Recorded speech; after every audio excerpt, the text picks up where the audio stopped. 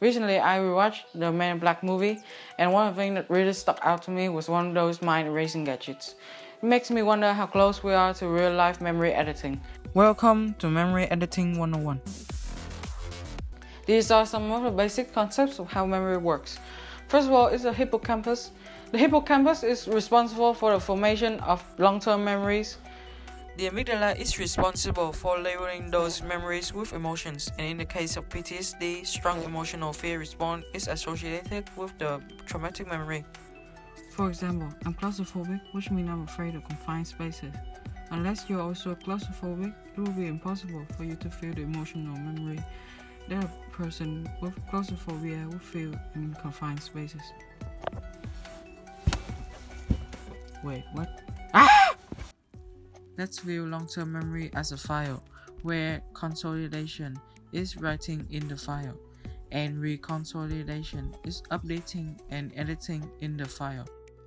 Consolidation is the process of turning short-term memories into long-term memories, and reconsolidation is the process of retrieving a memory where that memory is strengthened or modified.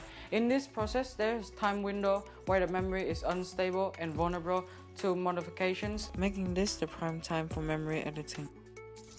For fear memories, which are memories responsible for PTSD, researchers use a drug that blocks the protein synthesis in the amygdala and therefore block the reconsolidation of those emotional memory. This means you will be able to remember the event but not the emotion attached to it. In one experiment on mice, scientists put a mouse inside a cage and play a tone that is followed by an electric shock and repeat this several times. The mouse ended up freezing, stressed up whenever the tone is played, even when there is no subsequent shock. What happened is that the tone has been associated with a fear memory. When scientists injected a drug called propranolol before the sound is played, afterward the mouse would not respond in fear to the sound anymore.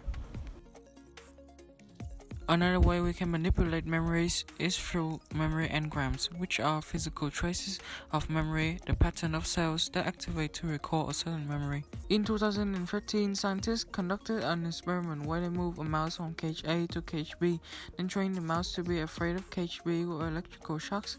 At the same time, the scientists used an optogenetic technique to turn on specific engram cells that activate to recall the memory of cage A. After the mouse was moved back to cage A, the mouse would freeze up, thinking that the shocking occurred in cage A. Even though we have come a long way, there's still a lot of progress to be done to make real life like movies.